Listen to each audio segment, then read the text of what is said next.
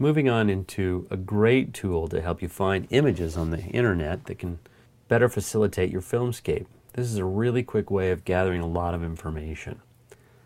I'm going to do some searches here and show you just how quickly this can work. Simply go to Google and type in whatever it is you're looking for. In this case, we're doing a film called Don Quixote, or Don Q. We need some Don Quixote images. So we type in Don. Oh, it gives me a bunch of ideas here. Do I want Don Quixote, all sorts of things? I'm just going to put in Don Quixote. It's a basic search. And up in the top left-hand corner, you have this little element here, images. And now I have at my disposal literally thousands of images that are Don Quixote related. The idea here is to try and find things that inspire you to tell your story about Don Quixote. What are these pictures? How do they help you tell your story? Does it make you think about your story any differently?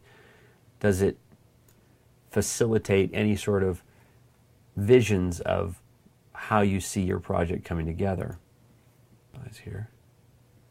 For instance, here's a rather comical image of Don Quixote, and one that I think I want. Now, if you want it, all you have to do is click and drag it to your desktop.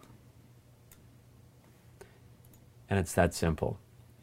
The idea is to create a whole catalog of images to help demonstrate or visualize for the entire crew what the vision is for your project. We started off the project thinking about where we might want to stage Don Q's experience. Now, in the classic novel, it was staged in Spain. In ours, we wanted a futuristic Don Quixote, knowing that Don Quixote fights a windmill in the story. I wanted to stage that windmill in Paris and have it be the top of the Moulin Rouge. So I definitely wanted to have the film staged in Paris. And I loved all of the romantic, almost mysticism that comes along with Paris. So the object was, let's find as many images of Paris that kind of speak to that end. Romantic images, images that would give me some concept of how the movie might feel.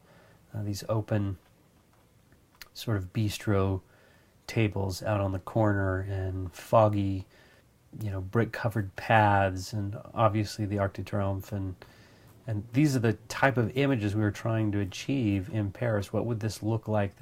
These wide open sort of plazas, really, with lots of people walking through them, and these are some of the images that we gathered, trying to find what it is that says Paris to people. Obviously, what would Paris be without the Eiffel Tower? So I had to put that in there somewhere, although in our version, it takes place after the War on Terror, as if the Western world has lost.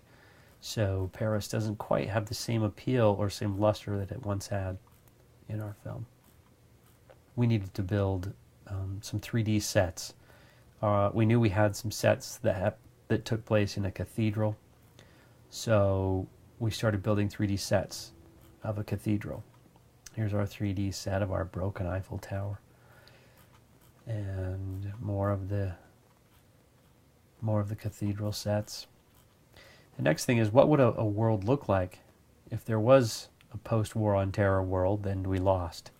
So we started going through what that might appear like, which was not exactly a pleasant experience, but it did give us a good understanding of what we might expect the world to look like. We could look at past wars. We could look at sort of the civilization that terrorism has brought in its regions, and we could get a better understanding of what would happen to the people and how they would react, and what does a bombed out street look like. There were a number of graphic images that I won't be showing you here, but it was a startling understanding of what this story might feel like. Definitely loved the idea of people displaced, living on the streets, that sort of thing, sort of street rats. I love this image of Dresden. It's been bombed out after the war.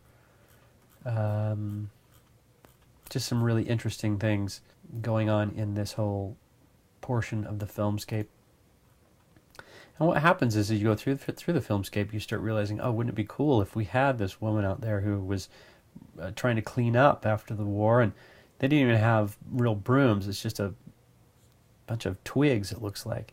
And it's these kind of ideas that when they hit you, here's another one that's really interesting. You have something going on here. It's either a piece of art or it's something that's been destroyed. It looks like maybe they're on a theater stage and this is a piece of theater background that will slide out, but it looks kind of destroyed wall.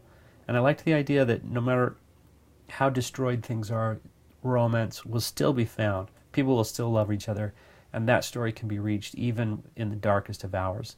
And that was an element of the story I really liked and wanted to pull out. The terrorists themselves, kind of went all over looking for images of what that might look like. I loved this image right here where you had a larger individual posed with a low-angle lens. It makes it look like everyone else is really, really small, when in fact I'm sure she's not that small. I just liked the idea of the terrorists seeming very ominous and overwhelming. Here's a church concept where I wanted Don Quixote to find his armor. And I've always loved this image of World War II, of a bombed-out cathedral where the light was just shining through down into the chapel, and tried to recreate a bit of that in the film. It can also include artist renderings. So these are artist renderings of what a certain scene might look like in the film. So don't think you just have to be secluded to just photographs. These are images of an insane asylum that I liked. It just had the feeling of despair that I thought would work well in the film. Things like this chain link fence, giving the audience a feeling of being closed in certain shots. Just a really interesting, I think this doorknob has a whole story of its own. Look at all the scratch marks, and what does that mean? Was someone trying to get out of there? What was going on? That photograph just conjures all sorts of questions for me.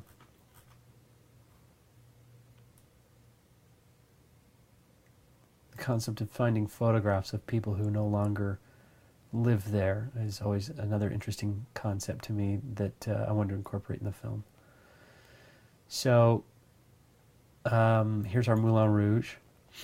You can see how much research we did on the Moulin Rouge. We did quite a bit. We went and found every photograph and book I can possibly find on the subject. The other aspect was Aldonza, who is the female lead.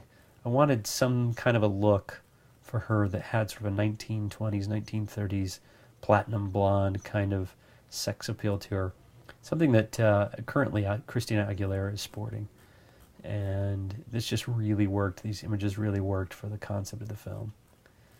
So trying to find just the right images to help us understand. I did like this dress. I liked the image of this dress. This is a really 1920s style dress, and something that we were going to try and achieve the same sort of look in with our Aldonza. Motorcycles. One of the big things in the film that I really liked was this concept that Don Q and Sancho Panza would venture out on a motorcycle with a sidecar rather than donkeys and a horse. I always thought that was a really intriguing concept. So we went and found just tons of pictures of old goggles and old motorcycles and anything we could get our hands on. What did we like the most? What worked best for our concept? The stained glass window plays an important part in the film of how he goes crazy and sees Aldonza in the window and recognizes her at the Moulin Rouge in the same dress. And it was difficult to find a piece of stained glass that was just like what we were going for. And we had thousands of pictures of stained glass. The armor that Don Q wears, all sorts of kinds of armor. Here's location photographs from Warner Brothers that we were thinking about shooting it live before we decided to go green screen.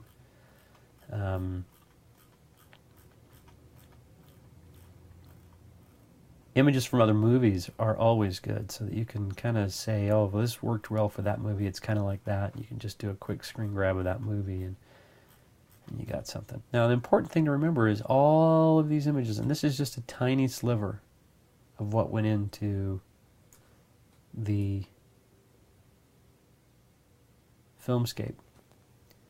All of these images make up for what ultimately will help you understand better what goes inside of your film. They will give you ideas that you didn't have before. They will flesh out ideas that you thought you knew exactly what you wanted, and they'll change those for you, increasing them, making them better. So take your time, do your filmscape, understand what goes into it and the kind of impact it's going to have on your film. It will really, really adjust and focus your vision for your film.